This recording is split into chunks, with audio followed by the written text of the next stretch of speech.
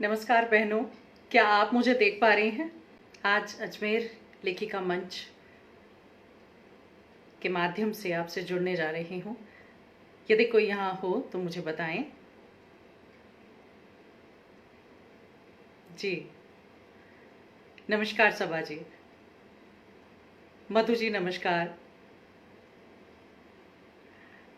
जी बहुत बहुत धन्यवाद। आप सभी का हार्दिक अभिनंदन। क्या हम कुछ लोगों के जुड़ने का इंतज़ार करें? Thank you so much, thank you so much. एक साहित्यकार अपने आप में खूबसूरत हो जाता है क्योंकि वो रचनाकार होता है, और रचना करने वाला सृजनकार माँ की तरह खूबसूरत होता है। आप सभी भी उतने ही खूबसूरत हैं जैसा आप मुझे कह रही हैं। जी सबा जी बहुत बहुत धन्यवाद। क्या हम कुछ लोगों के जुड़ने का और इंतज़ार करें? क्या मैं बहुत जल्दी आ गई हूँ? मुझे लगता है शायद मैं बिफोर टाइम हूँ।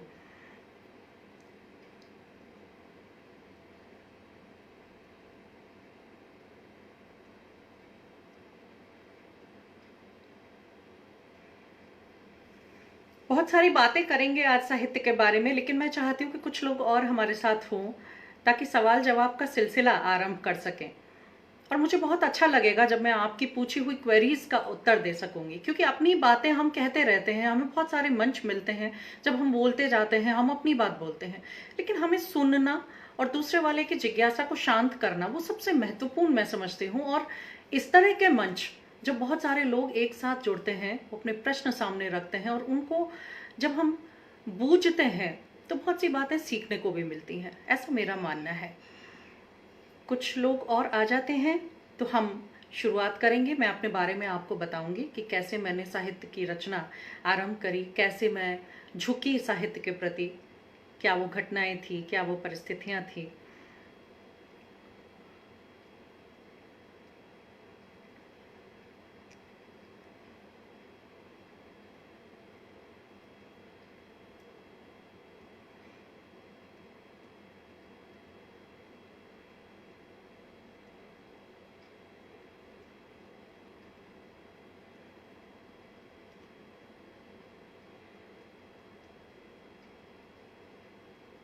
शायद गर्मी अधिक होने के कारण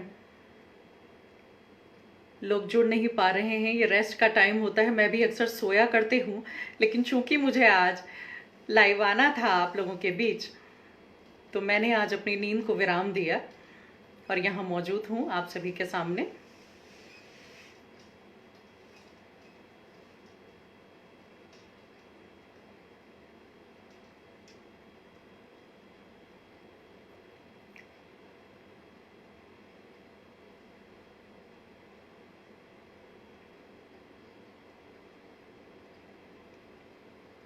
क्या मेरी आवाज़ ठीक से पहुंच पा रही है? मधु जी, सबा जी, आप दो लोग यहाँ हैं, आप बताएं क्या आप मुझे ठीक से सुन पा रहे हैं?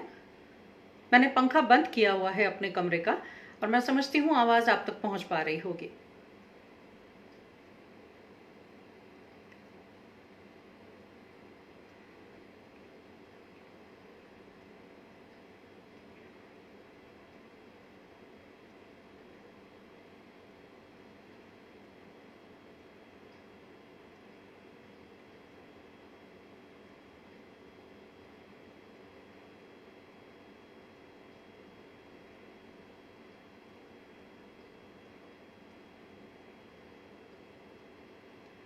बहुत सारी लाइक्स तो फ्लैश हो रही हैं मेरी स्क्रीन पर, लेकिन मुझे लोग नज़र नहीं आ रहे। 8 लोग शायद यहाँ जुड़ चुके हैं जहाँ तक मैं समझती हूँ। मैसेजेस 2 लोगों के मेरे पास आ चुके हैं। क्या मेरी आवाज़ क्लियर है? कोई मुझे बताए, क्या आप ठीक से मुझे सुन पा रहे हैं?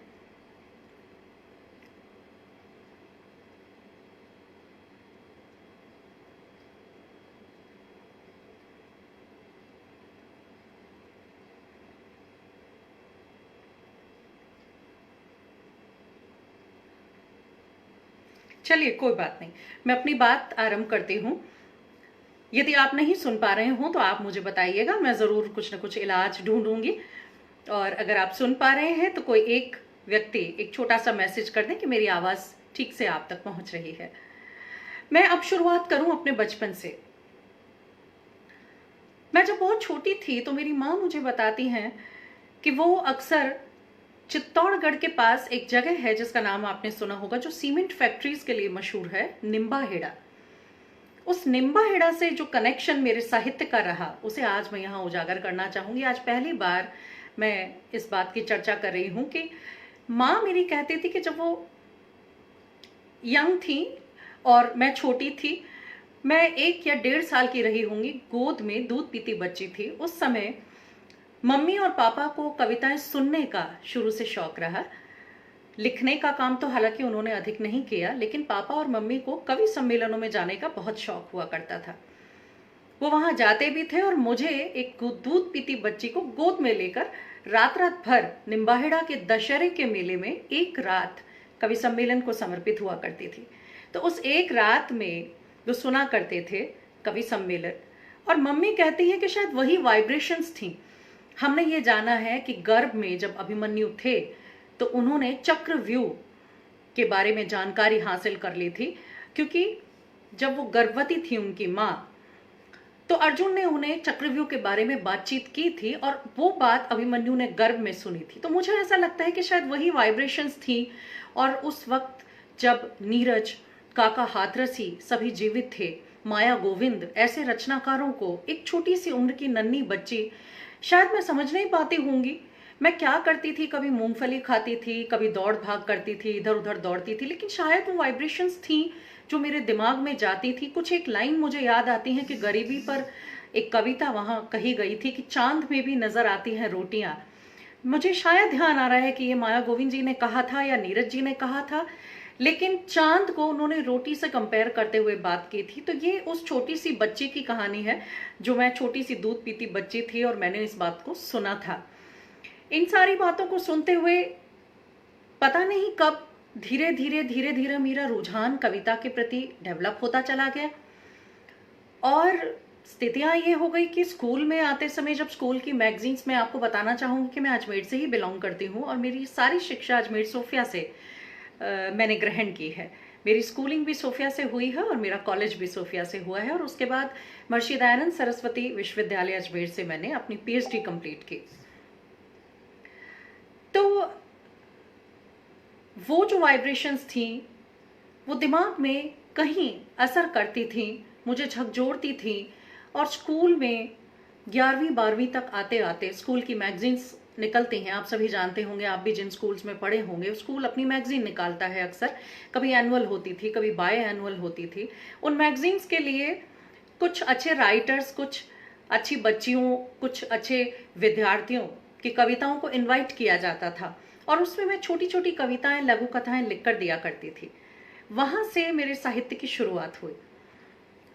फिर अब स्त्री विमर्श पर या महिला सशक्तिकरण के मुद्दे तक मैं कैसे पहुंची, उसके लिए आपको मैं बताऊं कि अजमेर में वुमेन्स हेल्पलाइन की कोऑर्डिनेटर मेरी माता जी हैं, जिनका नाम श्रीमती शशि शर्मा है, और वो आज भी वुमेन्स हेल्पलाइन कोऑर्डिनेटर हैं। हालांकि बुजुर्ग होने के कारण वो आज उसको बहुत अधिक नहीं संभाल पाती हैं, लेकिन जब वो पूरी तरह से शिद्दत से उसमें डूब कर काम किया करती थी, तो उनकी मीटिंग्स में मैं भी जाया करती थी। मेरी माँ को व्हीकल चलाना नहीं आता था, और क्योंकि उन्हें व्हीकल चलाना नहीं आता था, मैं उन्हें अपनी हीरो पुक पर उनकी मीटिंग्स में छोड़ने जाया करती थी। वो पीयूसीएल में मिलकर काम करती थी। महिला समूह दीपा मार्टिन्स एक जाना पहचाना नाम है साहित्य के क्षेत्र में और समाज सेवा के क्षेत्र में। आप सभी जो अजमेर से जुड़े हुए हैं वो जानते होंगे। तो दीपा मार्टिन्स आंटी, मैं उन्हें आंटी कहा करती थी, उनके साथ मम्मी मीटिंग्स अटेंड करती थी। मैं कॉलेज गोइंग स्टूडेंट हो चुकी थी तब तक, और अपनी हीरो पुक पर अपनी माँ को छोड़ने जाया करती थी। उन मीटिंग्स में जो बातें हुआ करती थी वो मेरी समझ से परे होती थी। मुझ में इतनी परिपक्वता नहीं थी कि वहां जो महिलाएं अपनी व्यथा कह रही होती थी, सुना रही होती थी, उन्हें ठीक से समझ पाऊं।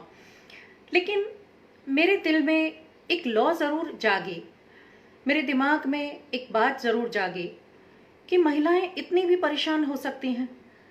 कितनी परेशान हैं, क्यों परेशान हैं, क्या इसका कोई समाधान हो सकता है। मैं माँ को देखती थी, वो चर्चा करती हैं, दीपा आंटी चर्चा करती थी, उसके अलावा अनीता भारती आंटी थी, वो अब अजमेर में नहीं है, लेकिन उस समय वो अजमेर में पोस्टेड थी।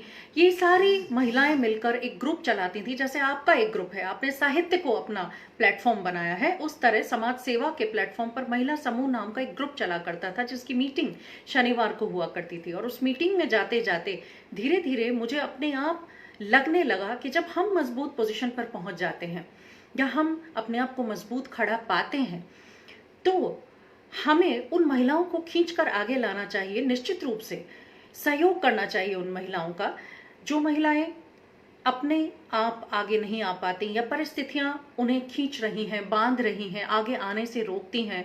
कुछ विवशताएं हैं उनकी, उन्हें हम अगर चाहें तो दूर कर सकते हैं, और यदि वो आगे आना चाहती हैं तो हमें उनका संबल बनना चाहिए, सहारा बनना चाहिए। इस सोच के साथ मैंने स्त्री सशक्तिकरण को जिया, अपने अंदर महसूस किया कि मुझ में भी वो जागृति आई है कि मैं उन स्त्रियों को आगे लाऊं जो किसी भी मोर्चे पर कमजोर हैं। और इस प्रकार धीरे धीरे मेरे मन में ये आशा जागी कि कभी मैं एक मजबूत महिला बन सके। मैं नहीं जानती थी उस समय मैं क्या बनूंगी और क्या नहीं, क्योंकि एक टारगेट लेके हम चलते हैं, लेकिन जीवन में सपनों को कई बार बदलना भी पड़ जाता है। मेरा भी सपना था कि मैं डॉक्टर बनूंगी, लेकिन परिस्थितियों ने मुझे साहित्य की तरफ मोड़ा, परिस्थितियों ने मुझे टीचिंग की तरफ मोड़ा, और आज मैं बहुत खुश हूँ क्योंकि मैं फोर्सफुली इस प्रोफेशन में नहीं आई हूँ। प्रोफेसरशिप मेरा सपना ही रहा था कि अगर मैं टीचिंग करूँगी तो यूनिवर्सिटी में टीचिंग करूँगी, और ईश्वर ने वो सपना पूरा किया। मैं यूनिवर्सिटी टीचिंग में आई और साथ साथ मुझे समय मिलता रहा इस बात का कि मैं अपने साहित्य सृजन को जारी रख सकूं, तो अपने साहित्य को भी मैंने साथ के साथ जिया। अब चूंकि वो महिला सशक्तिकरण और स्त्रियों को आगे लाने का मुद्दा मेरे दिमाग में पूरी तरह से फीड था, तो मेरी कलम भी उसी ओर मुड़ने लगी। मुझे महसूस ही नहीं हुआ कि कब मैं स्त्रियों की पीड़ाओं को लिखने लगी, कब। संघर्ष हर व्यक्ति करता है, और मैं इस बात से बिल्कुल भी इनकार नहीं करूंगी कि मैंने संघर्ष नहीं किया। अपने जीवन में जितने भी संघर्ष मैंने भावनात्मक स्तर पर झेले, जिसे मैं कहूं मैं इकलौती संतान रही अपने माता पिता की, तो मैं शुरू से अकेली अपने जीवन को जीती हुई आई थी, और इस अकेलेपन ने ही मुझे बनाया। मैं सच कहूं तो मेरे लिए अकेलापन, ये एकाकीपन, ये एकांत, हम चाहें तो उसे अकेलेपन का नाम दे सकते हैं, हम चाहें तो उसे एकांत का नाम दे सकते हैं, लेकिन मुझे बनाने के पीछे उस एकांत का हाथ रहा। उस एकांत ने मुझे आज जो कुछ भी हूं वो बनाया, और मैं अपने आप में महसूस करती हूँ कि मैं एकांत से अब इतना प्रेम करने लगी हूँ कि मैं सामाजिक तो हूँ, किंतु फिर भी मैं तलाशती हूँ अपने एकांत को हर दिन, हर रोज, हर पल, और उस एकांत से रचित होती हैं रचनाएं। इस प्रकार साहित्य से जुड़ी, साहित्य में मैंने मुद्दा लिया स्त्री सशक्तिकरण का, और फिर अपने संघर्षों को उसमें जोड़ा, और उसे जब जोड़कर मैंने जिया तो वो अपने अनुभव की मौलिक कविताएं हो गई, और इस तरह रचनाएं आरंभ हुई, साहित्य का सृजन हुआ। क्या आप मुझे सुन पा रहे हैं? कोई मुझे बताए कि मेरी आवाज ठीक से आप तक पहुंच पा रही है। एक मैसेज ड्रॉप कर दे मुझे, जिससे मुझे लगे कि आप ठीक से मुझे सुन पा रही हैं।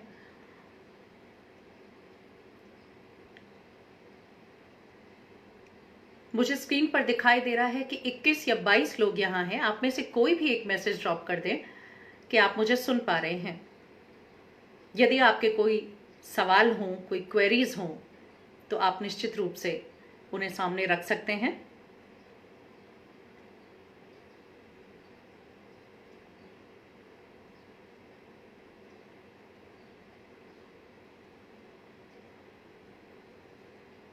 चलिए हम आगे चलते हैं।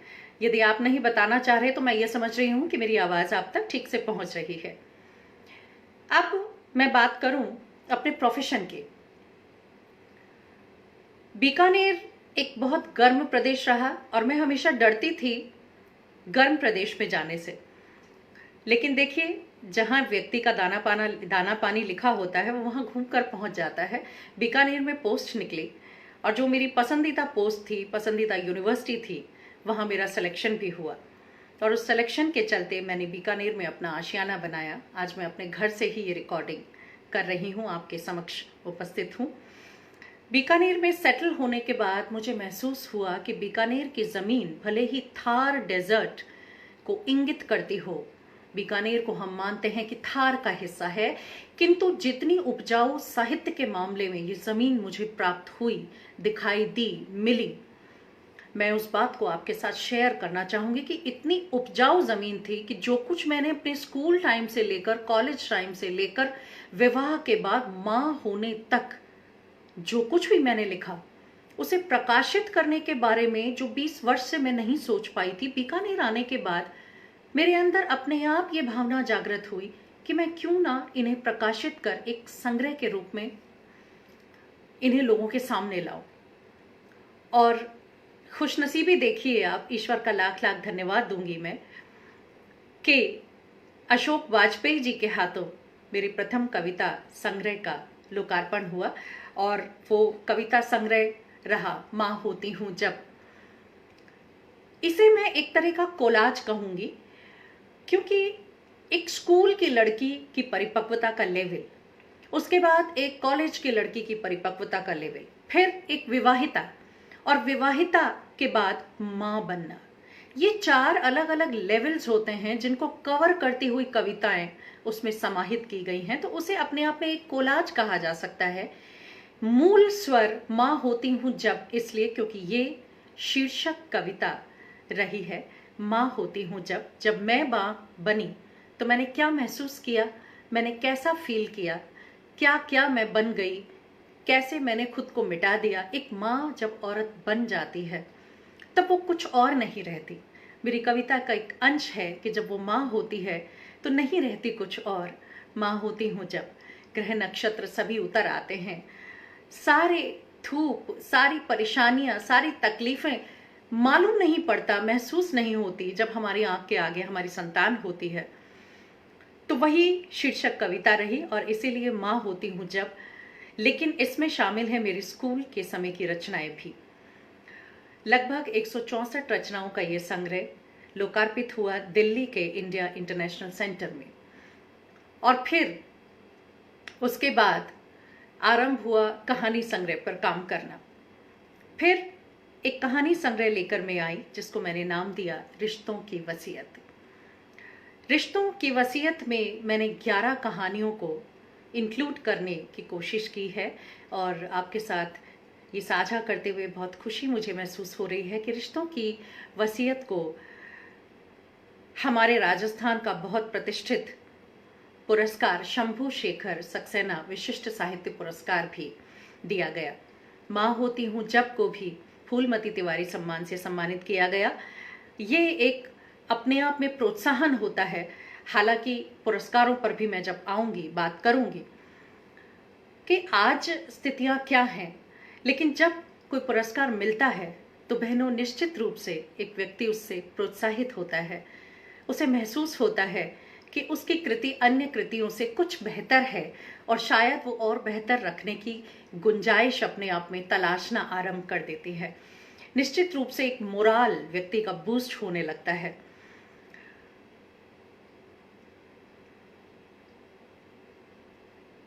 जी, मधु जी कह रही हैं धीरे धीरे सब आपसे जुड़ जाएंगे, अभी तक लोग नहीं आए हैं।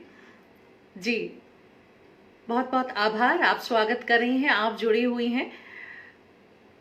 मुझे यहाँ 22 लोग दिखाई दे रहे हैं, लेकिन जी नंदिता जी बहुत बहुत आभार, नमस्कार। आपने मैसेज भी डाला था कि आप मुझसे रूबरू होने के लिए इंतजार कर रही हैं। मुझे भी प्रतीक्षा थी कि मैं आप सभी से मिलूं। मेरी इच्छा ये रहेगी कि आप अपनी बात भी मुझे मैसेज के जरिए अपनी बात पहुंचाएं, क्योंकि मुझे तो बोलना ही है।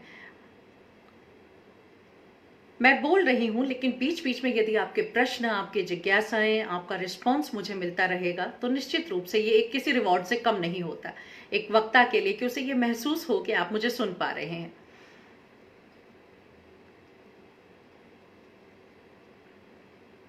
जी, मेरा बचपन चित्तौड़गढ़ में बीता मधु जी। मैं आपको बताना चाहूंगी कि मेरे पिता, मूलतः हम लोग उत्तर प्रदेश के, हमारा परिवार उत्तर प्रदेश से बिलोंग करता है, और हम लोग बरसों बरस से, मेरे दादाजी और परदादा जी बरसों बरस से सेटल हो गए राजस्थान में आकर। कोटा में मेरा ददियाल है, और वहीं से जीवन की शुरुआत हुई। हालांकि मेरा जन्म मध्य प्रदेश में हुआ, तो आप ये कह सकते हैं कि एक सम्मिश्रण है बहुत सारी संस्कृतियों का मेरे अंदर। मैं उत्तर प्रदेश से परिवार बिलोंग करता है। मैं पैदा हुई मध्य प्रदेश में, नीमच में। मेरी पढ़ाई हुई सारी चित्तौड़ में, अजमेर में, और अब मैं काम कर रही हूँ बीकानेर में। तो इतने सारे वॉल्यूम बढ़ाने की बात आप कह रहे हैं, वॉल्यूम मेरे फोन का फुल है। अब आपको ठीक लग रहा है? ठीक से आ रही है आवाज? जी अनीता जी नमस्कार, बहुत बहुत स्वागत आपका। तो साहब, नीमच में पैदा होने के बाद एमपी में नीमच आता है, मध्य प्रदेश। उस समय नीमच मंदसौर डिस्ट्रिक्ट में आया करता था जब मेरा जन्म हुआ। आज नीमच एक डिस्ट्रिक्ट बन चुका है और मुझे सौभाग्य भी प्राप्त हुआ कि मैं नीमच जाकर एक पत्र का वाचन भी कर पाऊं। एक अपनापन है नीमच की जमीन पर। जब जब मैंने कदम रखा तो मुझे वहां की मिट्टी अपनी सी लगी। न जाने क्यों, जब हम किसी जगह से जुड़ाव महसूस करते हैं, खिंचाव महसूस करते हैं, उस जगह के बारे में ज्यादा से ज्यादा जानने की कोशिश भी करते हैं। मैंने बहुत कोशिश की और आप विश्वास नहीं करेंगे, जब मैं नीमच में गई तो जिस नीमच को मैंने कभी जीवन में देखा नहीं था, समझदारी में मैं अपने आप को चित्तौड़ में पाती थी, समझदारी में मैं अपने आप को अजमेर में पाती थी। जब मैं बहुत छोटी सी बच्ची थी उस वक्त नीमच में रही होंगी क्योंकि जन्म हुआ, लेकिन बावजूद उसके मेरे दिमाग में नीमच नीमच घूमता रहता था। और नीमच जब मैं गई तो वहाँ मेरा उसी तरह स्वागत भी किया गया। मैं कॉलेज लेक्चरर थी, प्राइवेट कॉलेज से मैंने हालांकि अपना कैरियर स्टार्ट किया था। मैं आपको बताऊंगी धीरे धीरे कि कैसे मैंने अपना पीएचडी कंप्लीट करने के बाद मैं सबसे पहले झुंझुनू डिस्ट्रिक्ट में पोदार कॉलेज से मैंने अपना काम स्टार्ट किया। वहाँ मैं एज लेक्चरर पोस्टेड हुई और उसके बाद लक्ष्मणगढ़ सीकर के गोयनका कॉलेज से भी मैंने एज पीआरओ काम किया, इवेंट मैनेजमेंट की तरह से अपना काम किया। मधु जी कह रही हैं आप समय से हैं, कोई दिक्कत नहीं, वार्तालाप जारी रखें, आपके संवाद के लिए सब उत्सुक हैं। अगर आप ऐसा कह रही हैं तो मैं उस पर यकीन करते हुए अपनी बात को आगे ले जाऊंगी। जी धन्यवाद मधु जी। तो उस जमीन के बारे में बात कर रही थी मैं। उस जमीन पर जाकर मुझे महसूस हुआ कि शायद यही वो जगह थी जहां मेरा जन्म हुआ। और मेरे जन्म के साथ, मेरे नाम के साथ भी एक बात जो जुड़ी हुई है, मेघना। कैसे पड़ा मेरा नाम मेघना? मेरी माँ बताती हैं, मेरे पिता बताते हैं कि जब मैं पैदा हुई तो नीमच में ऐतिहासिक बारिश 7 दिन तक होती रही। 7 दिन तक बारिश नहीं रुकी।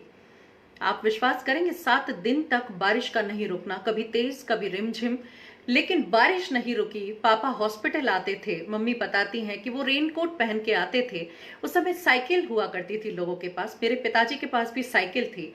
साइकिल पर पापा मम्मी को संभालने जब आया करते थे हॉस्पिटल, तो वो गीले रेनकोट को साइकिल के पास टांग दिया करते थे और मम्मी बताती हैं कि वो टपकता रेनकोट पहनकर वापस निकल जाया करते थे। ऐसा लगातार 7 दिन तक हुआ।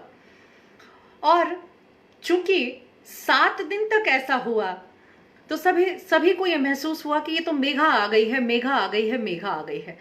मेरी माँ को मेघा नाम बहुत कॉमन लगा क्योंकि मम्मी ने उस नाम को पहले बहुत सुना था, तो उन्हें लगा कि मेघा तो बहुत कॉमन नाम है। और मेरे राशि म पे, मेरी कुंडली में म पर नाम लिख रहा था कि म पर नाम लिखना है, सिंह राशि है, म पर। अब लोगों ने कहा मेघा आई है, मेघा आई है, बरसात अपने साथ लेकर के आई है। तो इस बात को देखते हुए मेरा नामकरण हुआ मेघा से मेघना। अब कई लोग ये सवाल करते हैं, आज तो मेघना नाम कई जगह सुनाई देता है, लेकिन उस समय ये पहली बार ही था कि जब 79 की बात कर रही हूँ, मेरा जन्म 79 में हुआ और उस समय ये नाम अपने आप में बिल्कुल नया था। और चूंकि 7 दिन की लगातार बारिश को मेरे माता पिता ने झेला था मेरे जन्म के समय, तो उन्होंने कहा कि हमें तुम मेघना की तरह लगी और हमने तुम्हें एक छोटी सी बदली का नाम दिया, मेघना। बांग्लादेश में बहने वाली एक नदी का नाम भी है मेघना। इस प्रकार मेरा नाम मेघना।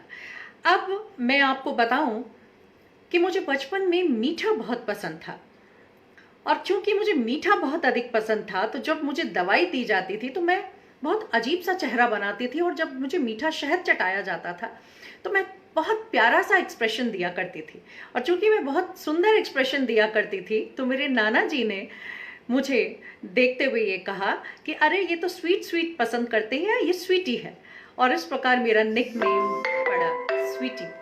तो मुझे स्वीटी के नाम से मेरे परिवार के लोग मुझे बुलाते हैं, और आज बहुत अच्छा लगता है। आज मैं निदेशक बन चुकी हूँ, आज मैं जिस भी पद पर हूँ, लेकिन जब परिवार से फ़ोन आता है और वो कहते हैं कि स्वीटी बोल रही है, तो मुझे इतना अच्छा महसूस होता है कि मैं इन भावनाओं को कैसे व्यक्त करूं। आपको भी महसूस होता होगा जब कोई आपको अपने निक नेम से पुकारता होगा, क्योंकि मैडम कहने वाले, मेघना जी कहने वाले, मेघना मैडम कहने वाले, मेघना कहने वाले बहुत सारे लोग मुझे मिलते हैं, लेकिन स्वीटी कहने वाले बहुत कम हैं। और जब वो फ़ोन पर या कभी भी मिलते हैं और स्वीटी कहते हैं तो मुझे याद आ जाती है नाना जी की वो बात। हालांकि आज तो हम मीठे से परहेज़ करना पसंद करते हैं। मीठा वज़न भी बढ़ाता है और मीठा बहुत अधिक नुकसानदायक भी होता है। तो आज तो मैं परहेज़ करने लगी हूँ, लेकिन बचपन में बिल्कुल भी परहेज़ नहीं किया करती थी। और इस मीठे की वजह से ही लोगों ने मेरा नाम रखा स्वीटी। लोगों ने नहीं, बल्कि कहूँगी मेरे नाना जी का ये नाम दिया हुआ था, और वो तो उस नाम को बढ़ाकर कहते थे स्वीटी, सो स्वीटी। तो इस प्रकार मेरा नामकरण हुआ। अनीता जी, आप सुन पा रही हैं? जी धन्यवाद। सबा जी, बिल्कुल अच्छी आवाज़ आ रही है, आप कंटिन्यू रखें। ठीक है, आप स्त्री विमर्श और स्त्री साहित्य को लेकर कुछ चर्चा बताएं। जी, स्त्री साहित्य को लेकर मैंने आपको अपनी बात बताई कि जो मैंने जीवन में संघर्ष देखे, जो मैंने अपने जीवन में महसूस किया, उन सभी बातों को देखिए। आज अक्सर ऐसा होता है कि जो व्यक्ति परेशान होता है, हैरान होता है, अभी अभी एक हाल ही में एक बहुत बड़ा झटका बॉलीवुड से भारत देश ने झेला है, जैसे हम कहेंगे डिप्रेशन में चले जाना, अवसाद में चले जाना। परेशानियां सबके जीवन में हैं। ऐसा नहीं है कि सिर्फ सुशांत सिंह राजपूत ने जो महसूस किया वो किसी और ने महसूस नहीं किया, इसलिए उन्होंने अपनी इहलीला समाप्त कर ली। कई बार जीवन में ऐसे क्षण आते हैं जब हमें अपने आप में ये लगता है कि हम क्यों जी रहे हैं, हम किसके लिए जी रहे हैं।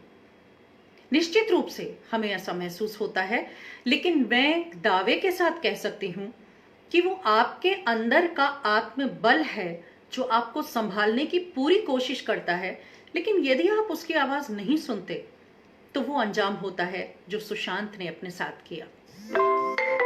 इसलिए सबसे महत्वपूर्ण है अपने अंदर की आवाज को बहुत पुरजोर कशिश के साथ सुनना। जो लोग ये कर पाते हैं वो बहुत सच्चे होते हैं, वो बहुत मौलिक होते हैं। हम अक्सर किसी व्यक्ति को देखते हैं, वो इतनी ऊंचाइयों पर चढ़ रहा है या वो इतनी ऊंचाइयों पर कैसे पहुंची, हम उसे कॉपी करने की कोशिश करते हैं, जो कि हम बहुत गलत करते हैं। मैं आपको बताऊं, हर व्यक्ति में ईश्वर ने कुछ ऐसी विशिष्ट बातें डाली होती हैं जो बातें सामने वाले व्यक्ति में मौजूद नहीं होती।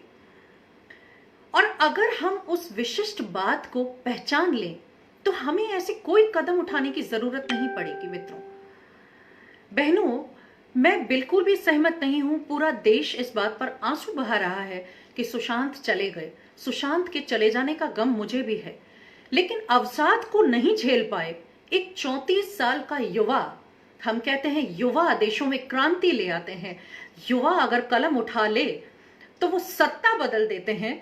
उस युवा को जब हम फंदे पर झूलते हुए देखेंगे तो वयस्कों का, अधेड़ अवस्था में जाते हुए लोगों का, बुजुर्गों का क्या हाल होगा।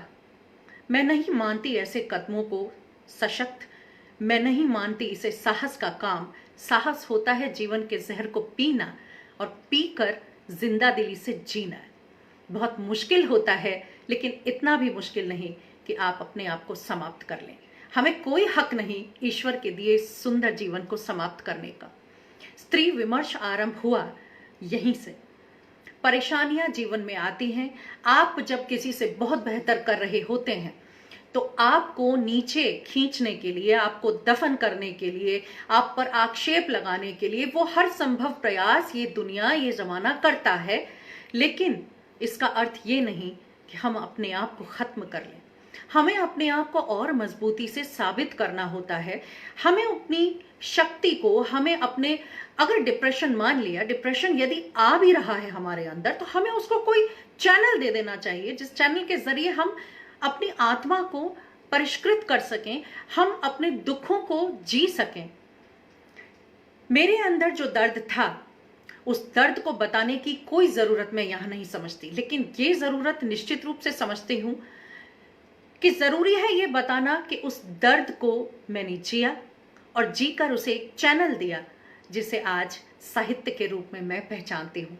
और आप उसी पहचान के कारण मुझसे जुड़े हैं, आप उसी पहचान के कारण आज आपने मुझे आमंत्रित किया है, आप बात कर रहे हैं।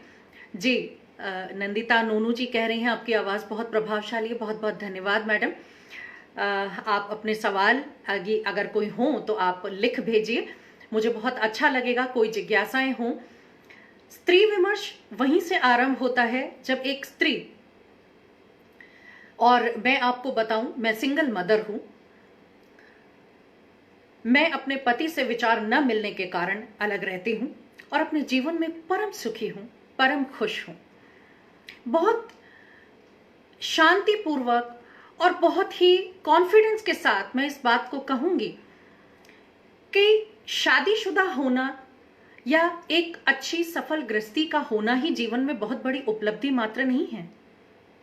आप अपने आप को पहचान सक रहे हैं, आप अपने अंदर की आवाज सुन पा रहे हैं, आप अपने स्वाभिमान को जिंदा रख पा रहे हैं, आप अपने आप को मजबूत परिस्थितियों में दिखा पा रहे हैं, और आप अपने आप को न सिर्फ दिखा पा रहे हैं बल्कि उस मजबूती को वाकई जी पा रहे हैं। इसे कहते हैं साहित्य, इसे कहते हैं मौलिकता, इसे कहते हैं मजबूती। अवसाद आने के लिए एक छोटा सा बहाना भी काफी है। बहुत सारे ऐसे लोग हैं जिन्होंने बड़े बड़े दुख इस जीवन में देखे, किंतु उसके बावजूद आज उन्होंने मुकाम बनाया। यदि सब फंदे पर झूलने लग जाएं, तो ये दुनिया में मिसाल कायम करने वाले लोग कहाँ चले जाएंगे। मैं बिल्कुल भी ठीक नहीं मानती ऐसे कदमों को। मुझे बहुत दुख है कि एक चमचमाता सितारा ऐसे कैसे अवसाद से घिर गया। क्यों वो नहीं देख पाया ऐसे मोटिवेशनल पोस्टों को, क्यों वो नहीं देख पाया ऐसे लोगों को।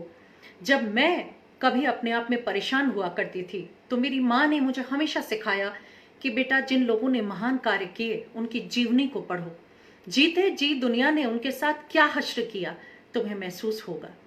और मैंने महसूस किया कि जीते जी जिन व्यक्तियों को आज हम महान मान रहे हैं, जीते जी उन सभी व्यक्तियों ने जहर ही पिया और मरने के बाद उन्हें पूजा गया। तो फिर हम अपने काम में क्यों हिचकिचाएं? हम किस बात की शर्म करें अपने सच को स्वीकारने में? मैंने आज अपने सच को स्वीकारा कि मैं पैदा हुई अकेली। जीवन के रास्ते पर हमसफर मिला, लेकिन कुछ कारणों से, विचार न मिलने के कारणों से मैं आज अकेली हूं। मेरे साथ मेरा 8 वर्ष का पुत्र है और मैं अपने पुत्र को ही अपना हमसफर समझ बैठी हूं।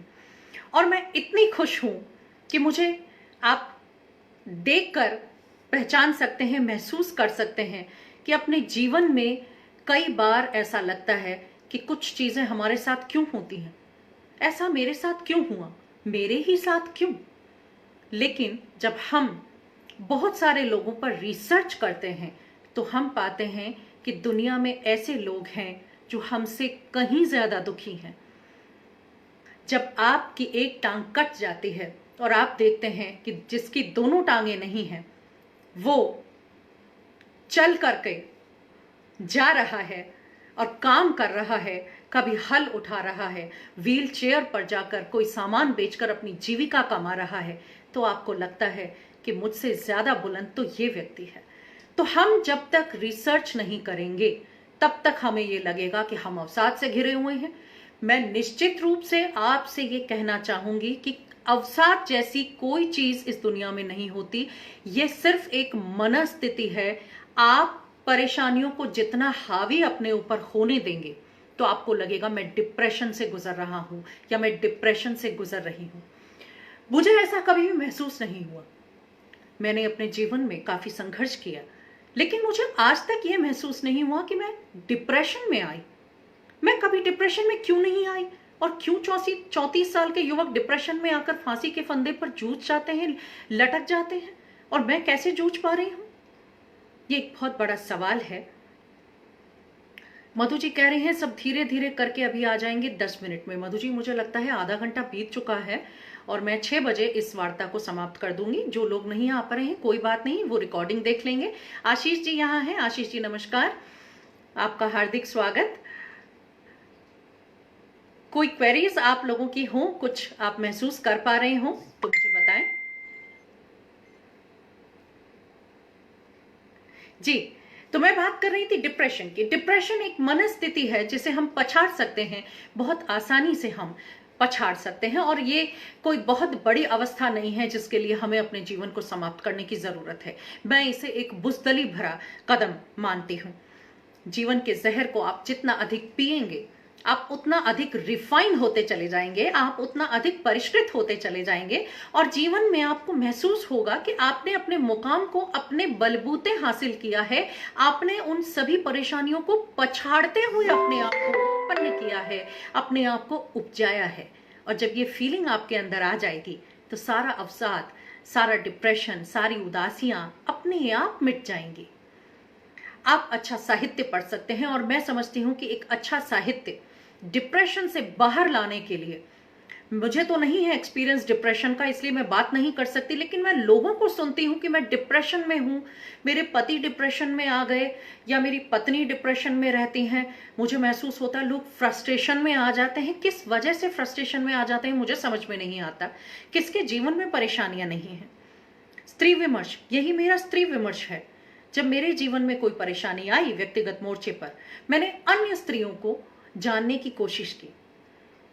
मैंने उन साधारण हाउसवाइफ्स की जिंदगी को पहचानने की, जानने की, समझने की कोशिश की जो साधारण जीवन बिता रही हैं। मैंने बहुत अधिक मशहूर सेलिब्रिटीज के जीवन को पढ़ने की कोशिश की, पहचानने की कोशिश की।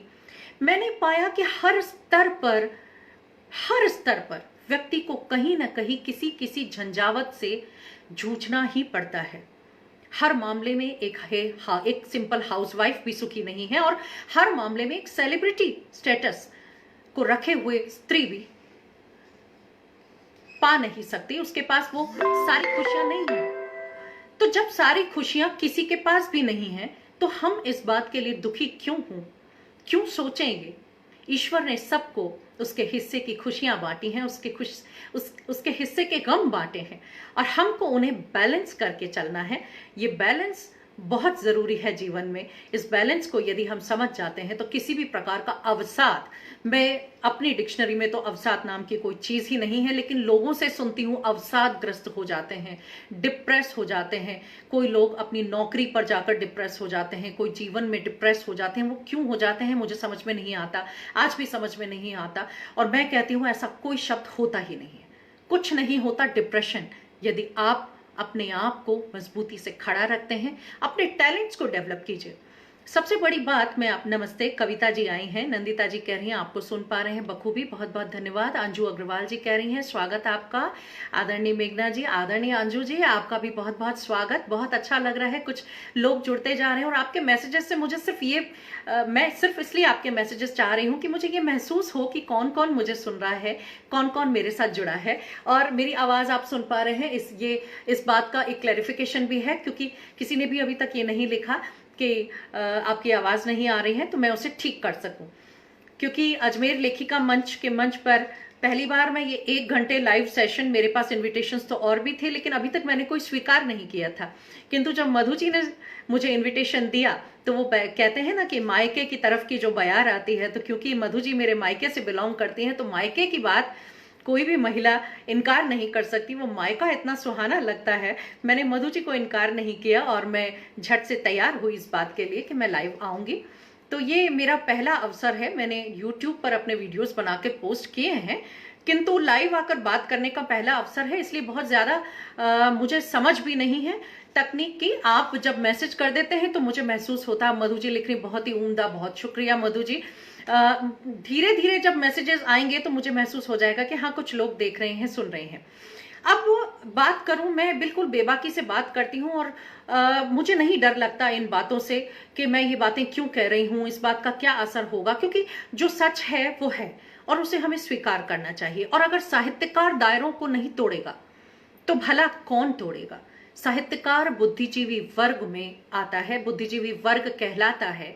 एक लेखक की लेखनी समसामयिक विषयों पर यदि ना चले, यदि वो आलोचनात्मक दृष्टिकोण को अपने आप में समाहित ना करे, तो वो लेखक मौलिक लेखक कहलाने योग्य नहीं है। नमस्कार ज्योति जी, ज्योति वाजपेयी जी जुड़ी हैं। नंदिता जी, आपने थम्स अप किया है, thank you so much, thumbs up to you also. बात करूं अवार्ड्स की, आजकल बहुत सारे अवार्ड्स आप फेसबुक पोस्ट पे, क्योंकि आप हम सभी इस वक्त जब कोरोना का लॉकडाउन हुआ, अब तो धीरे धीरे काम शुरू हो गया है हम सभी लोगों का, लेकिन जब लॉकडाउन हुआ तो हमने ज्यादा से ज्यादा समय अपना सोशल मीडिया पे व्यतीत किया। आपने भी एक बात महसूस की होगी कि हर व्यक्ति हर 3-4 दिन में एक प्रमाण पत्र संलग्न कर देता है। कोई ट्रॉफी के साथ दिखाई दे रहा है, कोई माला पहना हुआ है, कोई शॉल ओढ़ रहा है। बहुत सारे रेखा शर्मा जी आई हैं, नमस्कार जी। जी नमस्कार, बहुत बहुत नमस्कार। प्रज्ञा शालिनी जी, आपका बहुत बहुत स्वागत, अभिनंदन। हम देखते हैं कि ये अवार्ड्स जो आजकल मिल रहे हैं, और लगभग सभी के पास बहुत सारे अवार्ड्स आज उनकी शेल्फ में होंगे, सुरक्षित होंगे। आप सभी को बधाई, मुझे भी बधाई और सभी अवार्ड्स लेने वाले लोगों को भी बधाई।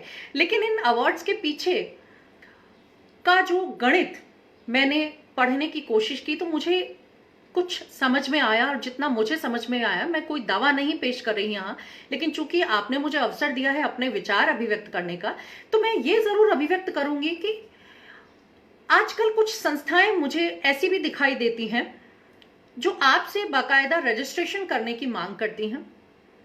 आप कुछ धनराशि देकर वहां रजिस्टर होते हैं और उसके बाद आपको इस बात के लिए अश्योर किया जाता है कि आप अपना सीवी भेजें, आपको अवार्ड दे दिया जाएगा। जूरी भी बाकायदा वहां बनाई जाती है, लेकिन उस जूरी ने किस क्राइटेरिया पे काम किया ये कभी ओपन नहीं किया जाता। और जितने भी लोग उस संस्था में रजिस्ट्रेशन करवाते हैं उन सभी को वो मुकुट पहना दिया जाता है, उन सभी को शॉल ओढ़ा दिया जाता है, उन सभी को मोतियों की माला पहनाई जाती है, एक प्रमाण पत्र, एक अभिनंदन पत्र। ये कैसे अवार्ड्स हैं मुझे समझ में नहीं आता। अवार्ड्स हैं या बिजनेस हैं? खैर, अधिक नहीं बोलूंगी। लेकिन अब दूसरी बात, कुछ साहित्यकार तो मैंने ऐसे देखे बहनों भाइयों जो लेखन कार्य सिर्फ इस दृष्टिकोण से कर रहे हैं कि हमें वो अवार्ड लेना है। आप विश्वास करेंगे, वो आर्टिफिशियलिटी डालने की कोशिश करते हैं, ऐसी उपमाएं रचने की कोशिश करते हैं, क्योंकि उनका टारगेट स्वांत सुखाए नहीं, मौलिकता नहीं, वो अवार्ड होता है। ऐसे साहित्य को मैं उम्दा नहीं मान सकती जो टारगेट, कुछ लोग तो इस बात का गणित बिठाते हैं कि हमें कैश अवार्ड वाले पुरस्कार चाहिए जहां कैश प्राइज मिलती है। अभी कई सारे पुरस्कार, जैसे मैं साहित्यकारों के बीच में, चूंकि मैं भी उठती बैठती हूं, तो कुछ साहित्यकारों को मैंने ये भी कहते सुना है कि नहीं नहीं, अभी कुछ पुरस्कार बचे हैं मैडम, वो वाला कैश प्राइज, वो वाला कैश प्राइज, वो अभी मुझे नहीं मिला है। जैसे हम उनको जब कहेंगे कि आप तो बहुत सम्मानित हैं, आपको बहुत सारे पुरस्कार मिले हैं। एल शर्मा जी कह रहे हैं वेलकम मेघना जी, जी थैंक यू सो मच।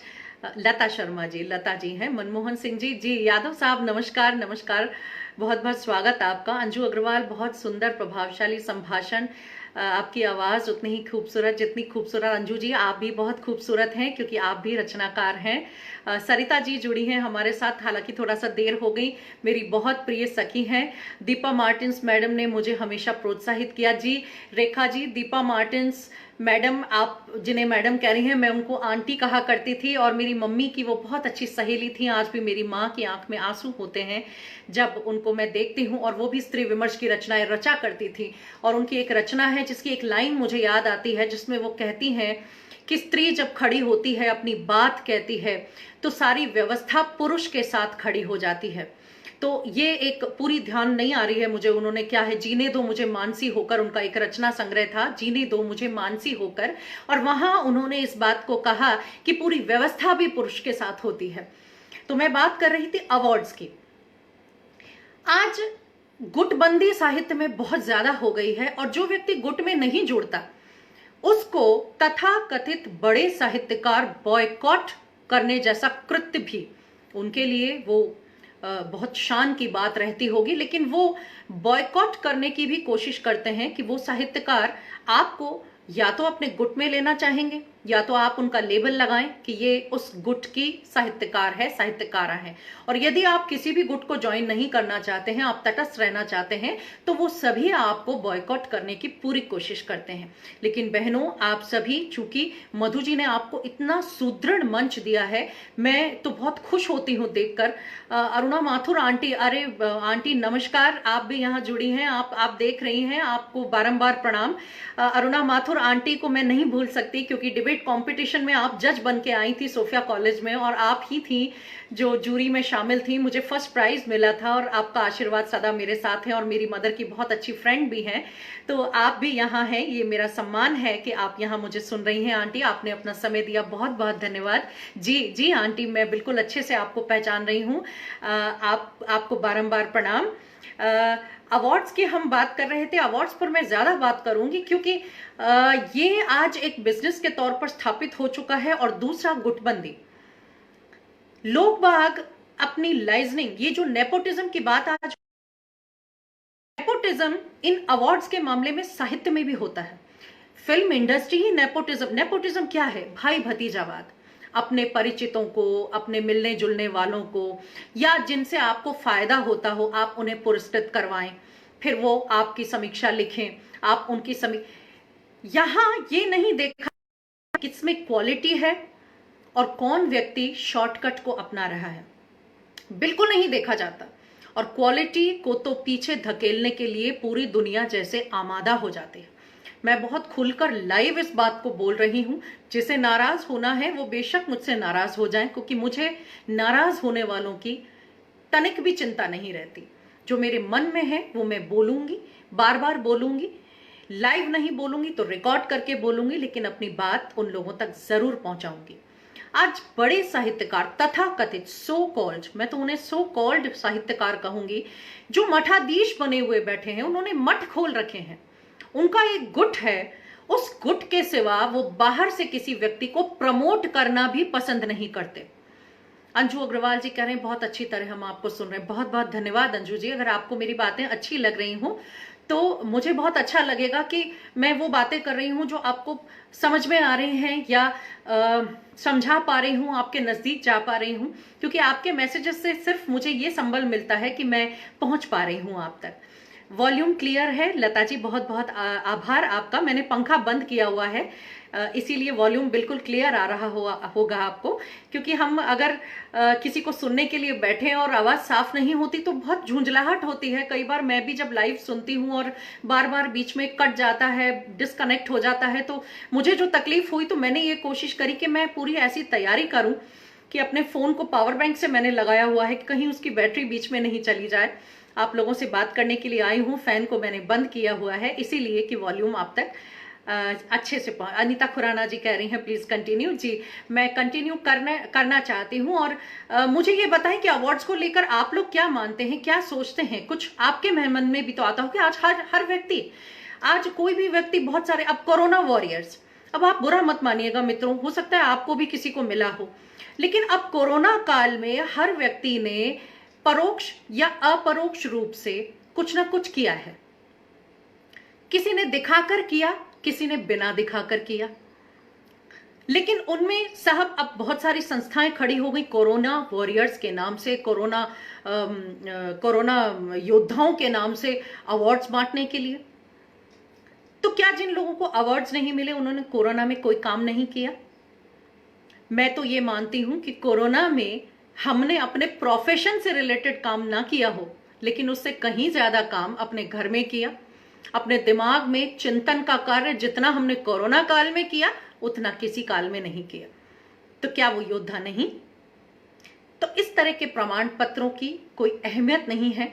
और यदि कोई आपको इन चीजों के लिए ऑफर भी करता है तो मैं तो आपको ये सलाह देना चाहूंगी। हालांकि आपने मुझसे मांगी है या नहीं मांगी है, लेकिन चूंकि मुझे अपनी बात यहाँ रखनी है, मैं आपसे निवेदन करूंगी, जो बड़े हैं उनसे निवेदन करूंगी, और जो समवयस्क है मेरी, उनसे मैं आग्रह करूंगी कि ऐसे अवार्ड्स को आपको सिरे से खारिज कर देना चाहिए, ठुकरा देना चाहिए, जो आपसे रजिस्ट्रेशन के नाम पर पैसा मांगते हैं और उसके बाद आपको एक क्राउन पहना देते हैं और आपको एक सम्मान पत्र दे देते हैं जिसे आप अपने शोकेस में रख सकते हैं।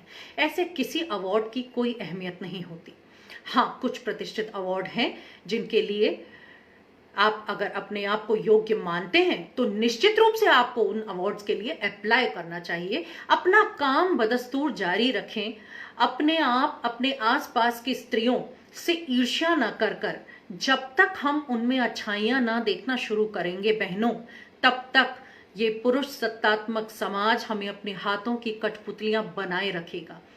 आज भी पुरुष हंसते मुस्कुराते, मैं सेंटर फॉर वुमेन स्टडीज की डायरेक्टर के रूप में पदभार संभाल रही हूं अपने विश्वविद्यालय का, लेकिन बहुत बार पुरुष जब मुझसे बात करते हैं तो हंसते हंसते वो ये बात सरका ही देते हैं कि मैडम देखिए, आप तो समझती हैं महिलाएं तो महिलाओं की दुश्मन होती हैं, पुरुष तो बेचारा वो सबके सहयोग करता है, महिलाओं का भी करता है, पुरुषों का भी। और हमें इस बात को दिल से स्वीकार न होते हुए भी एक बार हामी भरनी पड़ती है कि हाँ, क्योंकि आप भी महसूस करती होंगी कि सबसे ज्यादा टांग खिंचाई यदि आपकी किसी ने की है तो वो कोई महिला ज्यादा होगी, पुरुष कम। इस मामले में मैं पुरुषों का समर्थन नहीं कर रही और महिलाओं का विरोध नहीं कर रही, लेकिन जो सच है उसे हमें स्वीकार करना पड़ेगा, उसे हमें स्वीकार करना पड़ेगा, जानना पड़ेगा, सीखना पड़ेगा। और जूनियर्स की बात मधु जी कह रही हैं, सही कह रही हैं आप मधु जी। आपने मुझसे कहा था कि जूनियर साहित्यकारों के, मैं बिल्कुल सहमत हूं आपकी बात से कि ये जो बड़े बड़े मठाधीश, ये जो बड़े बड़े तथाकथित साहित्यकार कोर्ट्स में डाल दीजिएगा, मुझे कोई आपत्ति नहीं, मुझे कोई डर नहीं कि कोई मुझे बॉयकॉट करता है। अगर मुझे बहुत खुशी से स्वीकार है, क्योंकि मैं कोई वस्तु नहीं जिसे बॉयकॉट किया जाए। मैं किसी के हाथों की कठपुतली नहीं, कोई रबर की गुड़िया नहीं जिसे जैसे चाहे शेप में ढाल दिया जाए। मैं अपने सांचे में ढली हुई हूं और उस सांचे को अगर कोई स्वीकार करता है तो मैं उस व्यक्ति को दिल से सलाम करूंगी, वरना बॉयकॉट करने का अधिकार मेरे पास भी है और वो पूरी तरह से सुरक्षित है। और ये बात मैं बिल्कुल सिरे से खारिज करती हूं कि बड़े साहित्यकार अक्सर ये बात खारिज नहीं करती, मैं इस बात से सहमत हूं कि ये जो बड़े तथाकथित साहित्यकार होते हैं, इन्हें उभरते हुए लेखकों को, उभरती हुई लेखिकाओं को प्रमोट करने में, उन्हें मंच देने में, उनकी कविताओं पर टिप्पणियां करने से बहुत बहुत ज्यादा परहेज होता है। रिश्तों की वसीयत से कोई अंश, लता जी कह रही हैं रिश्तों की वसीयत से, रिश्तों की वसीयत एक कहानी संग्रह है लता जी, कहानी लंबी हो जाएगी, मैं आपको अपनी रचना सुनाऊंगी, लेकिन रफू की हुई जिंदगी मैंने अपने पास में रखी हुई है। मैं कुछ देर बाद अपनी बात, पहला अवार्ड पाकर कैसा महसूस हुआ था वो बताएं जी। पहला अवार्ड, देखिए मैं आपको बताना चाहूंगी कि मेरे पास लगभग शतक है, एक 100 के आसपास अवार्ड्स मेरे पास हो चुके हैं। और पहला अवार्ड जब मिलता है तो वो पहला अवार्ड आज भी मुझे याद आता है कि वो एक ऐसा महसूस होता है जैसे आपको चांद मिल गया, बिल्कुल बिल्कुल ऐसा महसूस होता है। लेकिन मेरे पास आज भी, क्योंकि आपका एक जब बायोडेटा धीरे धीरे बड़ा होने लगता है तो मुझे कोई बुराई नहीं लग रही इसमें कहने में और कोई हेजिटेशन नहीं है। अपने बायोडेटा को बढ़ाने की निरंतर कोशिश कीजिए कि आप उसको जितना अधिक हो सके रिच बनाएं, और जब आप उसे रिच बनाएंगे तो संस्थाएं अपने आप आपसे जुड़ने की कोशिश करती हैं। कभी वो आपको इनडायरेक्ट रूप से कोई प्रलोभन भी देती हैं कि आप इस प्रलोभन की वजह से उनके साथ जुड़ जाएं और बाद में आपको पता चलता है कि वो संस्था फर्जी है। जी हाँ, ऐसी बहुत सी फर्जी संस्थाएं खड़ी हुई हैं जो आपको जूरी में लेने की बात करती हैं, जो आपको अतिथि बना करके किसी अवार्ड फंक्शन में, लेकिन वो अवार्ड्स किस आधार पर दिए जा रहे हैं वो आपको कभी पता नहीं चलता, आपको मालूम नहीं चलता। मुझे जब अपना पहला अवार्ड मिला तो मुझे बहुत अधिक खुशी हुई, और मुझे साहित्य का जो पहला अवार्ड, मेरे पहले ही कविता संग्रह पर फूलमती तिवारी सम्मान होता है, और मैं आपको बताऊं कि मैंने उसके लिए कोई एप्लीकेशन नहीं डाली थी। मैंने जब मुझे सीधे ही ये टेलीफोन आया कि मैडम हमने आपके माँ होती हूँ, जब पता नहीं इसे कहते हैं अवार्ड। मैं आपको बताऊं कि मैं अपनी प्रशंसा नहीं कर रही, लेकिन मैं बेबाकी से अपनी बात कहूंगी कि ऐसा अवार्ड होता है, उसे गले लगा लेना चाहिए। उसे आपको महसूस होता है कि इसे कहते हैं अवार्ड, ये हमने पैसा देकर नहीं खरीदा। उन्होंने मुझे फोन करके बताया कि हमने आपके संग्रह माँ होती हूँ जब, जो बहुत चर्चित संग्रह हो चुका है, इस संग्रह पर हम आपको ये अवार्ड देना चाहते हैं। अब आप हमें अपना सीवी भेजिए क्योंकि हम मंच से उसे पढ़ेंगे। देखिए फर्क है, एक है जब आप अपने पैसे के साथ, रजिस्ट्रेशन अमाउंट के साथ अपना सीवी अटैच करते हैं, और एक होता है जब अवार्ड वाले आपका नाम निश्चित कर लेते हैं और उसके बाद आपका सीवी मंगवाते हैं। सीवी दोनों ही जगह मंगवाया जाता है, लेकिन फर्क है। इस फर्क को जब तक हम महसूस नहीं करेंगे तब तक हम इन अवार्ड्स का अंतर भी महसूस नहीं कर पाएंगे। इन अवार्ड्स को आप बॉयकॉट कीजिए सखियों। आप अपने आप को इतना बड़ा बनाएं कि अवार्ड्स आपके पीछे भागे, लोग तरसें आपको सम्मानित करने के लिए। हमें रजिस्ट्रेशन करवा के किसी अवार्ड को लेने की जरूरत ना पड़े। आपके संग्रह धूम मचाएं, आपकी रचनाएं धूम मचाएं। यूट्यूब आपके पास है, फेसबुक लाइव आपके पास है, फेसबुक अपना अखबार है, हम अपने फेसबुक पर लिखते हैं। और मत तरसिए इन तथाकथित मठाधीशों के टिप्पणियों के लिए, बिल्कुल इनको अपना अनफ्रेंड कर दीजिए। मैं तो आपको कहूंगी कि हम बहुत लालसा रख के इनके साथ जुड़ते हैं कि ये टिप्पणियां करेंगे तो हमें पता चलेगा। वो पूर्वाग्रह से ग्रसित होकर टिप्पणी करते हैं, आप विश्वास नहीं करेंगे। अभी एक कमेंट आया था मधु जी का कि आप बहुत प्यारी लग रही हैं। मैं आपको एक बात बताऊं, मेरे अपने शहर में मेरे साथ क्या हुआ मैं आपको बताती हूँ सखियों। यहाँ होली पर कुछ एक ग्रुप ने, एक समूह है, एक साहित्यिक समूह है, पूरी तरह से मैं भी नहीं जानती उसमें कौन लोग थे, लेकिन थे। अब उन लोगों ने होली पर साहित्यकारों के टाइटल्स निकाले। मेरे लिए टाइटल निकाला गया साहित्य में मॉडलिंग। जी, मेरे लिए टाइटल निकाला गया साहित्य में मॉडलिंग। बहुत दिनों तक मैंने इस पर चिंतन किया और मुझे ये महसूस हुआ मुझे ये महसूस हुआ कि वो शायद मेरे शरीर से परे मेरी सीरत, मेरी फितरत और मेरी आत्मा को पढ़ने का मादा ही नहीं रखते। इसलिए उनकी निगाह सिर्फ मेरे शरीर, मेरे ड्रेसिंग सेंस, मेरे तैयार होने के तरीके, मेरे बोलने के तरीके और मेरे प्रस्तुतिकरण पर ही टिक गई। और इसीलिए उन्होंने मुझे ये टाइटल दिया, साहित्य में मॉडलिंग। आप विश्वास करेंगे, उसके बाद मैंने बॉयकॉट कर दिया उन सभी ग्रुप्स को जिनके पास ये मैसेज गया था। और आज मुझे इस बात की बहुत खुशी है, मुझे इस बात का अवसाद नहीं हुआ। मैं यही आपसे कह रही हूं कि आलोचनाएं पराकाष्ठा की हद तक की जाएंगी, इसलिए कि आप चुपचाप बैठ जाएं, आप अपनी कलम को नीचे रख दें। आपका लोगो मैंने देखा, मधु जी ने बहुत सुंदर लोगो बनाया है, मां सरस्वती हैं वीणा लिए हुए, और कलम दो तरफ जो एक कलम दिखाई हुई है, कलम से लिखते हुए एक हाथ है। आप उसे ध्यान रखिए, दो हाथ हैं, दोनों हाथ से लिखिए। और जब इस तरह की टिप्पणियां आए तो उनको करारा जवाब दीजिए और एक बेहतर रचना उस पर लिखिए। मैं अवसाद से नहीं घिरी, कोई और होता तो बहुत गहरे अवसर, बहुत गुस्सा हो जाता कि मेरे लिए ऐसा कैसे लिख दिया। मैंने इस बात को कई लोगों को बताया और मैं आज देखिए लाइव आपको भी बोल रही हूं, और मेरे शहर से लोग मुझे सुन भी रहे हैं, वो देख भी रहे होंगे मुझे। तो मेरे शहर में मुझे ये कहा गया कि साहित्य में मॉडलिंग करने के लिए मैं आती हूँ। तो आप बताएं कि आज मैं आपके सामने मॉडलिंग कर रही हूँ तो मैं कितनी अच्छी मॉडल हूँ, ये आप भी देख पा रहे होंगे। तो मुझे बहुत अच्छा लगा सुन करके कि जब वो मेरी बराबरी नहीं कर पा रहे, जब वो मुझे साहित्य में पछाड़ नहीं पा रहे, या जो मेरी बेहतरी से बहुत ज्यादा परेशान है, उन लोगों ने मुझे अवसादग्रस्त करने के लिए, मुझे घेरने के लिए ये पासा फेंका मामा शकुनी की तरह उन्होंने, कि शायद इससे डर कर, इससे घबरा कर ये समारोह में उठना बैठना बंद कर देगी। मैंने उन लोगों को बॉयकॉट किया, लेकिन समारोहों को बॉयकॉट नहीं किया। मैं उनसे ज्यादा समारोह ज्यादा अटेंड करने लगी हूं और पूरी मॉडलिंग मैं कर रही हूं मित्रों। उनको वो मॉडलिंग का जो मादा मेरे अंदर नजर आया, मैंने उस मॉडलिंग को अपने साहित्य के साथ साथ सिद्ध किया। तो जो बात आपको व्यंग की तरह से कही जाए, उस बात को लेकर आप अपना किला खड़ा करें, ये मेरी आप सभी को प्यारी सी सलाह होगी। सो स्वीट स्वीटी जी, अंजू जी कह रही हैं थैंक यू सो मच।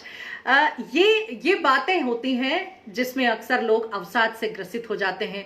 10 दिन तक वो व्यक्ति परेशान होता कि अरे मेरे लिए ऐसा लिख दिया, क्योंकि कई लोगों के लिए लिखा कि आप तो लता मंगेशकर हैं, कई कवित्रियों के लिए लिखा गया कि ये तो बहुत बैलेंस्ड अप्रोच रखने वाली कवित्री, और मेरे लिए लिखा गया साहित्य में मॉडलिंग।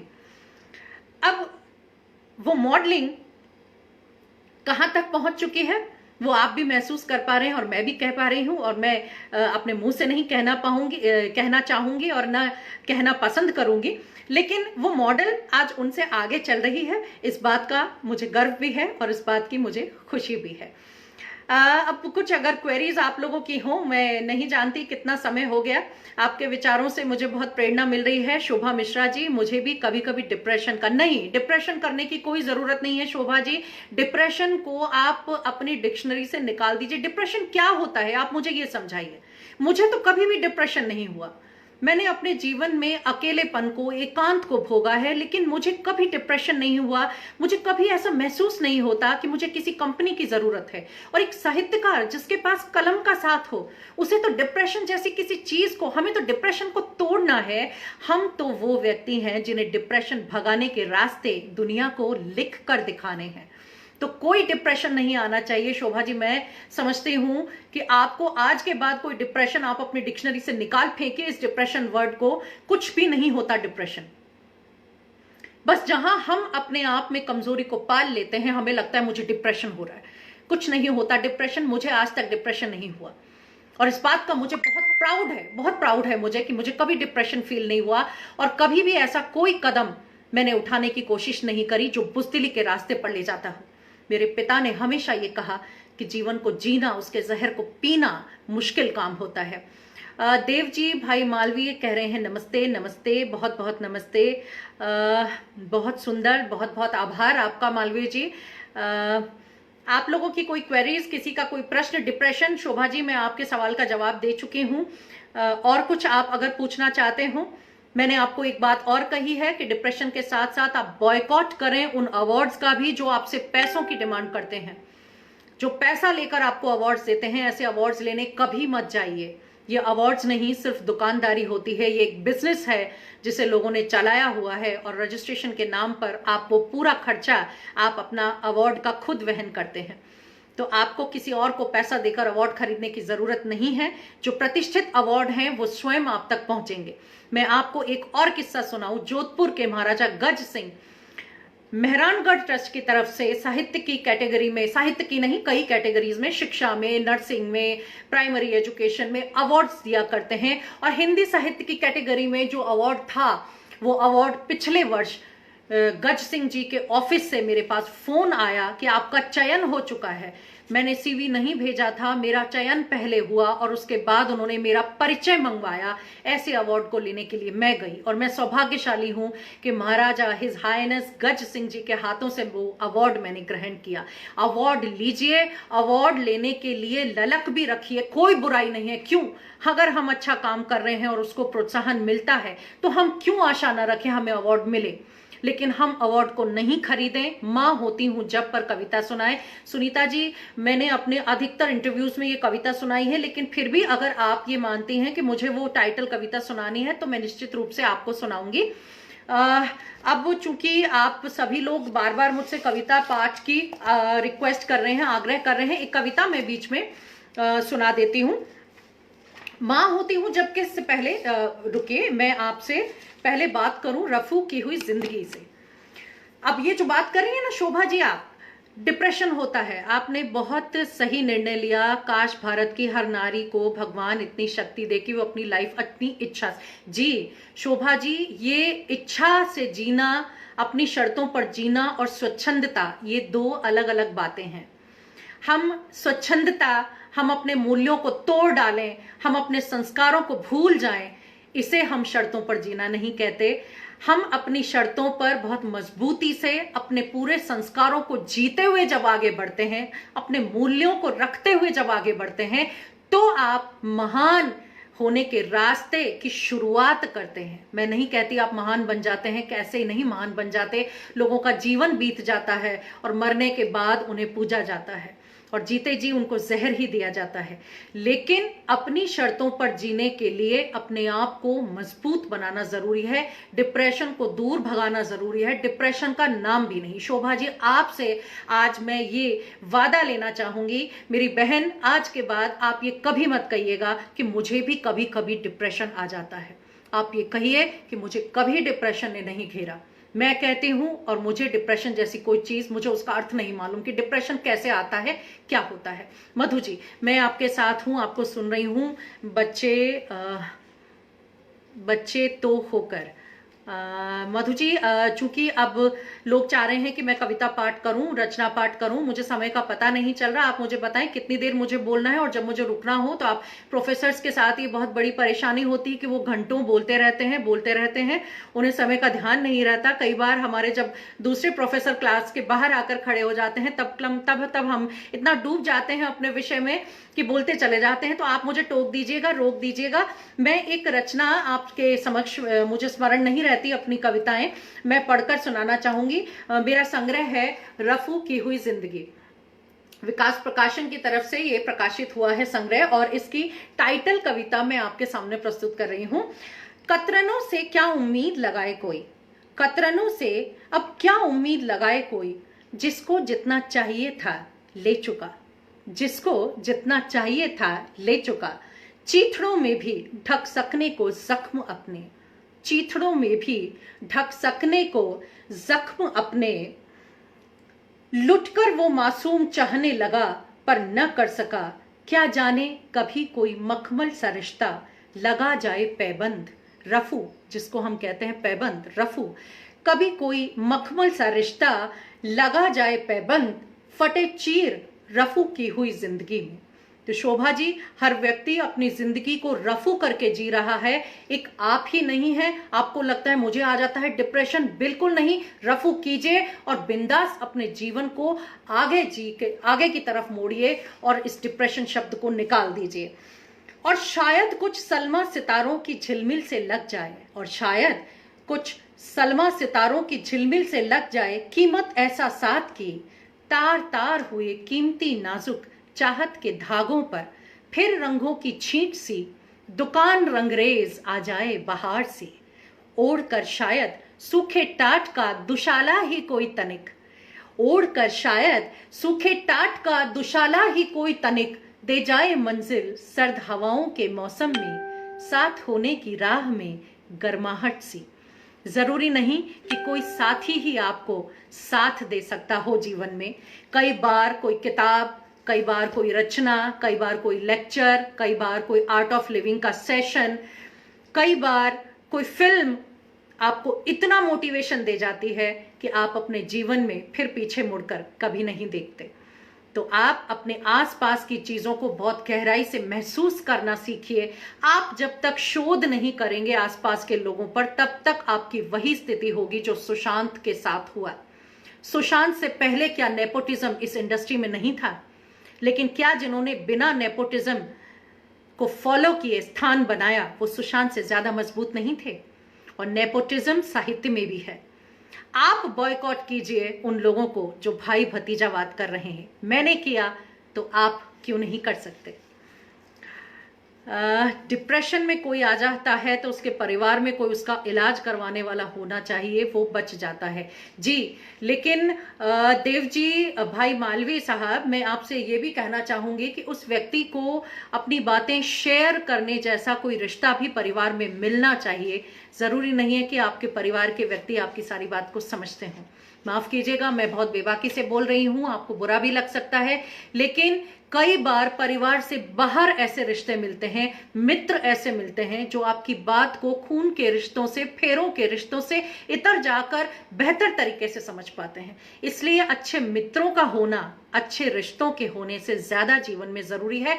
ये मेरा व्यक्तिगत अनुभव है। मैं ये नहीं कहती कि रिश्ते खराब होते हैं, रिश्ते, लेकिन सभी के जीवन के रिश्ते अच्छे नहीं कहे जा सकते।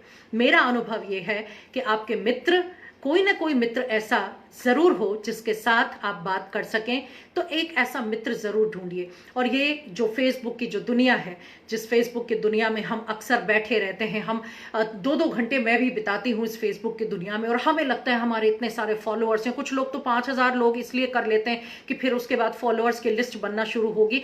तो ये खत्म कीजिए, चूजी हो जाइए, सेलेक्ट कीजिए लोगों को। भीड़ को इकट्ठा करने से कुछ, आज सुशांत के पीछे कितने करोड़ों लाखों लोग थे, लेकिन वो अकेला था, ये हमें महसूस हुआ। चुनिंदा हो जाइए, चूजी हो जाइए, अपने मित्रों को चुनिए जो आपके साथ बैठकर बात कर सकें, जिनसे आप अपने मन की बात कह सकें। कई बार परिवार से हमें कुछ दुख मिलते हैं, कुछ फांस होती है जो हम शेयर कर सकते हैं अपने मित्रों के साथ। हम परिवार में वो बात शेयर नहीं कर सकते क्योंकि परिवार पर होते हैं प्रेशर्स। अगर हम मम्मी के रिश्तेदारों को कुछ बात कहेंगे तो मम्मी के रिश्तेदार मम्मी को आगे रख करके फिर आपकी बात को सुनेंगे। हम पापा की तरफ के रिश्तेदारों से अगर बात करेंगे तो वो पापा को देखते हुए फिर आप तक पहुंचेंगे, लेकिन मित्र सीधा आपसे जुड़ता है। मधु जी कह रही हैं बहुत धन्यवाद और प्यार आपको इस बात के लिए। हाँ सच है, बहुत व्यस्त थी, उसके बावजूद भी समय स्वीकार। धन्यवाद जी। अगर समय हो गया हो तो मधु जी आप बताएं, और यदि चूंकि किसी ने कहा था कि माँ होती हूं जब से एक रचना आप सुना दें, तो आपकी अगर अनुमति हो तो मैं एक रचना और सुना देती हूं, और उसके बाद आपको हम भरपूर सुन पा रहे हैं। नंदिता जी कह रही हैं लोग 25 लोग सुन रहे हैं जी। दिनेश पांचाल जी भी जुड़े हैं हमारे साथ, स्वागत।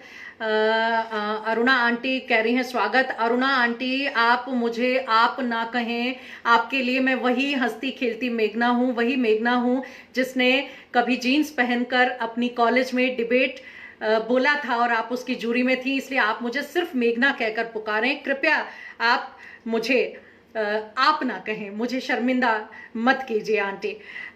मैं कौन सी कविता आपको सुनाऊं? आदर्श की मौत एक कविता है जो मेरी बहुत माँ होती हूँ जब, तो मैं नहीं सुनाऊंगी क्योंकि मैं कई बार सुना चुकी हूँ। उसकी रिकॉर्डिंग आपके पास हो भी सकती है, कहीं आपको मिल भी जाएगी। मैं आपको जो कविता सुना रही हूं वो कविता है आदर्श की मौत।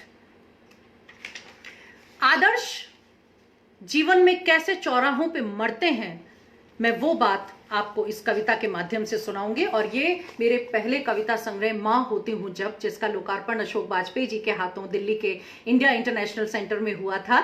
मैं बहुत सौभाग्यशाली रही कि मुझे उनका आशीर्वाद मिला। ये इस संग्रह में से सूर्य प्रकाशन मंदिर ने इसे प्रकाशित किया है। आदर्श की मौत। चौराहे पर आज मंजर कुछ और था, चौराहे पर आज मंजर कुछ और था, कहीं थी हलचल सन्नाटा कहीं था, कहीं थी हलचल कहीं सन्नाटा था। राही थमे हैरान परेशान, राही थमे हैरान परेशान, पूछा तो बन गया हर व्यक्ति अनजान, पूछा तो बन गया हर व्यक्ति अनजान, सिसकता रहा पिछली रात यहां कोई। कैसे आदर्श दम तोड़ते हैं, कैसे सच्चे लोगों को इस दुनिया के दाव पेच पीछे धकेलते हैं, उसकी बात करती ये कविता है, इसलिए मैं इसे सुना रही हूं।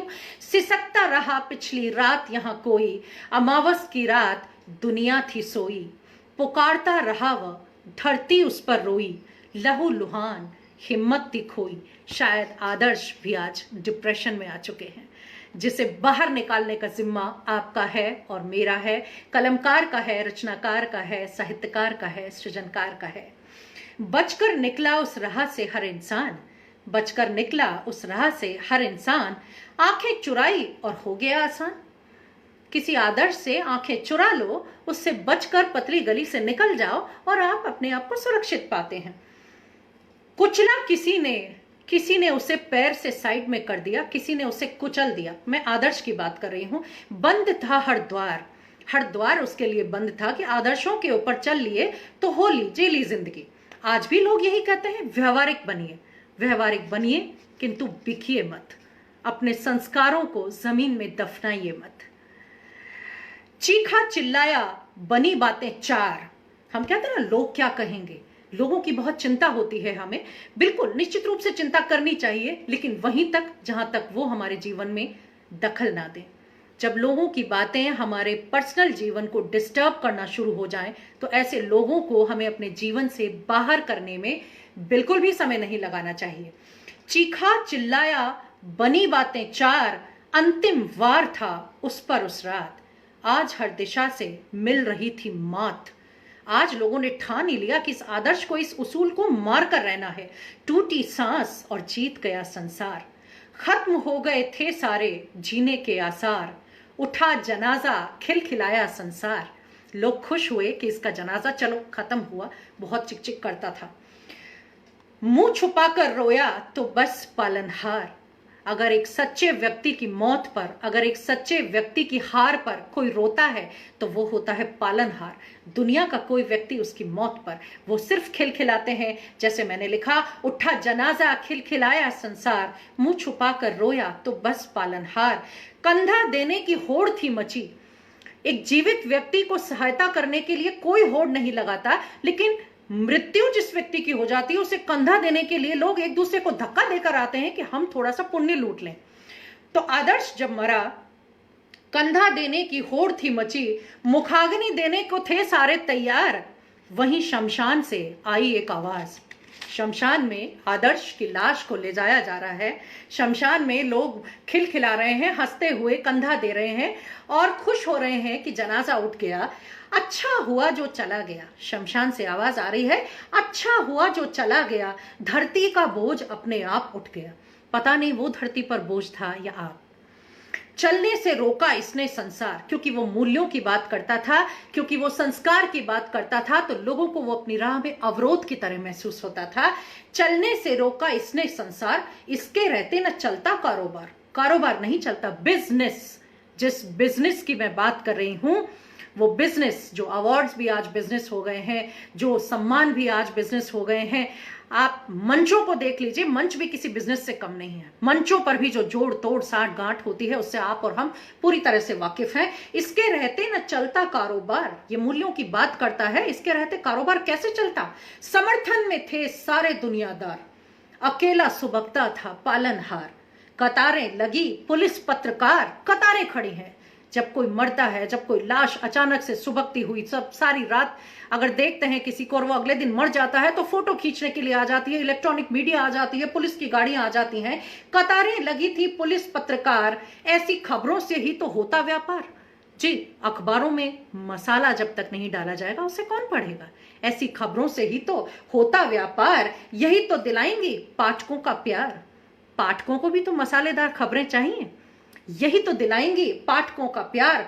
खबरें छपी चौराहे पर मौत, हुई आज फिर एक आदर्श की मौत। हुई आज फिर एक आदर्श की मौत। हुई आज फिर एक आदर्श की मौत। इस रचना के साथ अपनी वाणी को विराम देना चाहूंगी। अगर आपकी कोई क्वेरीज हो, अब मैं इस सत्र को खुला छोड़ रही हूं मधु जी की अनुमति से, क्योंकि मधु जी कह रही थी कि क्वेश्चन आंसर सेशन भी इसमें हम रखते हैं। यदि आप में से कोई भी कोई सवालात मुझसे पूछना चाहते हो, कुछ बात मुझसे करना चाहते हो, तो आपका स्वागत है। और यदि ना पूछना चाहते हो तो फिर मुझे दीजिए इजाजत। मैं अपनी ओर से आपको शुभकामनाएं प्रेषित करती हूं और एक बार पुनः बधाई देती हूं अजमेर लेखिका मंच को, जिसे मधु जी इतनी सुंदर तरीके से आगे बढ़ा रही हैं। कल ममता कालिया जी और आज मेरा नंबर यहाँ लगा तो मुझे बहुत महसूस हो रहा है अपने आप में। मैं प्रतिष्ठा और गर्व से फूली नहीं समा रही हूँ कि आपने मुझे इस योग्य समझा कि मैं आप लोगों से आकर लाइव बातचीत कर सकूं। जो भी बात हो आप मुझे बताएं, और वरना आप इजाजत दें। मधु जी, यदि आप यहाँ हो तो आप मुझे फिनिश करने की इजाजत दें, उसके बाद मैं इस सत्र को खत्म करूंगी। नलिनी उपाध्याय जी कह रही हैं, जी हाँ अवार्ड बिकते हैं। जी, काफी हद तक मैं सहमत हूं इस बात से। देव जी भाई मालवीय कह रहे हैं super cool, thank you so much. Ashish ji कह रहे हैं super, thank you Ashish ji, आपने पूरा सत्र ज्वाइन किया, सुना, बहुत बहुत आभार। मधु जी, आप अगर इजाजत दें तो मैं यहां से रुखसत हूं। शायद मधु जी किसी काम में व्यस्त होंगी। आप सभी को कोटि कोटि वंदन और अभिनंदन कि आपने मुझे सुना। आप कभी भी मुझसे जुड़ सकते हैं। मेरा फेसबुक पेज तो नहीं है, लेकिन आप फेसबुक पर मुझसे जुड़कर अपनी बात साझा कर सकते हैं।